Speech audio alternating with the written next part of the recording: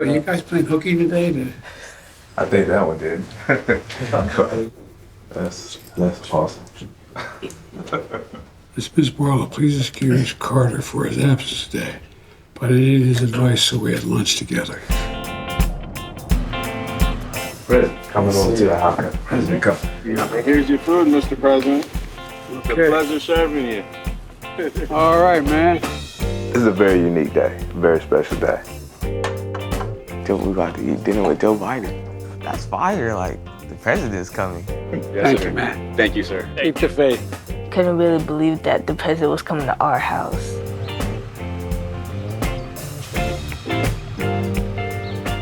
Welcome, Rob. We really appreciate you coming to our. Come on, man. This is a pain in the neck for you. This is all great. So what we'd like to do is just come into our space, our living area.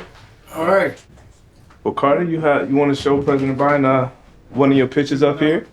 You want to share? Go over this side and show President Biden one of your favorite pictures on the wall. Well, one of my favorites is this one right here. When we were in Jamaica. That's cool. Well, I mean, you got chicken fingers, you got the whole deal. I went the route of making sure I had the hamburger. So tell me about you guys. What you doing these days? Why don't you share about your passion of sports? I'm playing AAU basketball right now. Are you really? Are you guard? Yes, sir. Now, what grade are you in? 7th grade. 7th grade. Right now, I'm just doing basketball, playing guard on the JV team for my school. How about in school? How y'all doing in school? You should tell the president about the school. Favorite thing about it is the business academy I'm in. You get to like travel, so we've been to like NC State, Wake Tech, and You're kidding me. we went to this small dry cleaning business, and it's cool. It's a great experience. I'm impressed. Is that a new program at the school? Yes, sir, it is. It just started just a couple of years ago. So what got you interested in teaching? Administration? So I grew up in rural South Carolina. My grandfather was very influential in showing me and teaching me that it would be good for an African-American male to be a teacher so that I could have influence, positive impact on the youth that we would be supporting in schools. And I started teaching in elementary school and then became an assistant principal and then principal here in Raleigh. Are you available? Always. Okay. To the people that you're supposed to be with? Yes, sir. Okay. All right. That's what's most important. I understand you're interested in something I got involved in, mental health. Yeah. Tell me how I got interested in that. I think I struggled with mental health earlier this year when I got hurt. I went to a therapist. I had a therapist. I think it helps. And people may make jokes about it, but I think you should just, if you struggle with it, you should try it out. There's nothing different than breaking your arm and having a mental health problem. It takes real courage. Generally, I really am proud of you. It's really amazing. As, again, a dad working with two sons, supporting two sons, taking care of two sons, the student loan was just something that was just an albatross and trying to take care of. And when that erasure happened, it was such a tremendous relief for the home. I can't explain how much of a positive impact that it has had upon me, but also with their future. And how much was it forgiven? $125,000, sir. It's a life changer. It was a life changer, a complete game changer for my life now, and then for them moving forward because I am able to do things differently for them. So thank you for that. I tried to wipe out all student debt. And the Republican Party went nuts. The very conservative Supreme Court that my predecessor appointed and bragged about ruled against it. I couldn't do it. I couldn't. So I found other ways to do it. I found ways in which there were student loan programs that had forgiveness written in if you volunteered, you know the deal, public service. And so I started to push it really hard. It's a simple thing for me. I wonder what you guys think.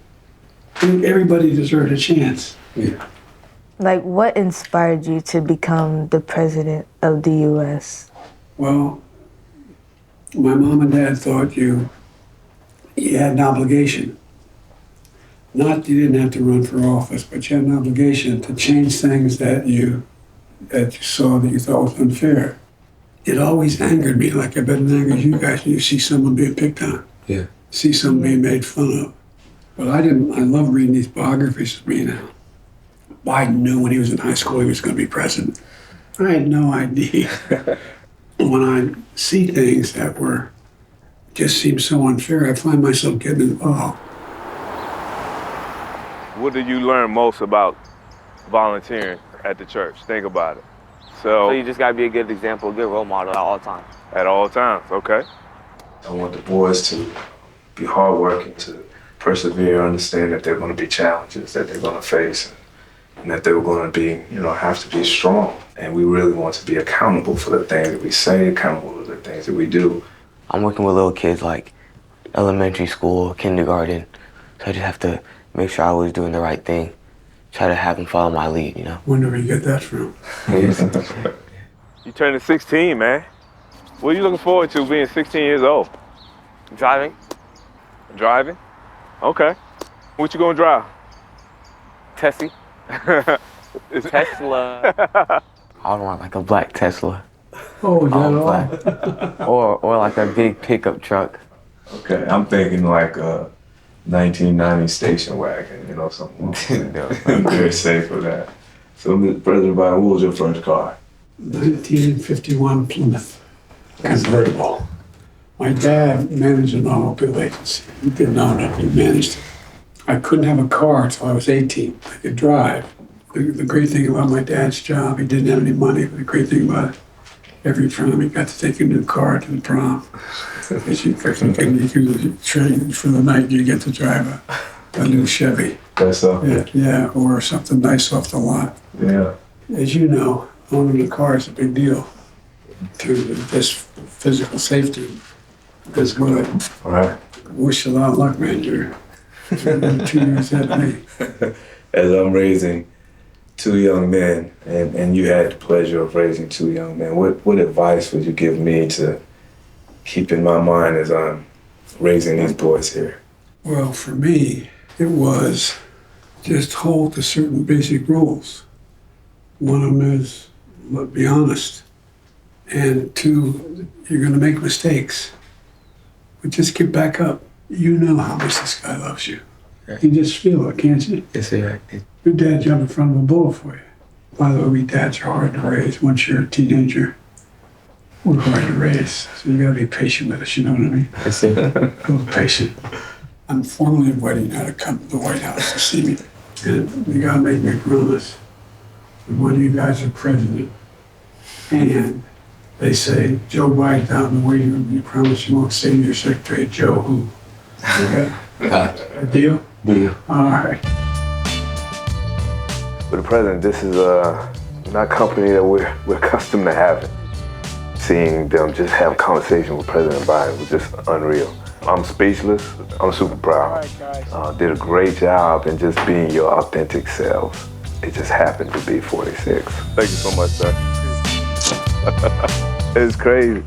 You was just how to be. That's the experience of a lifetime. Lunch with the president. Lunch with the president? All right, let's go. We back inside? I'm freezing. We back inside? Yeah.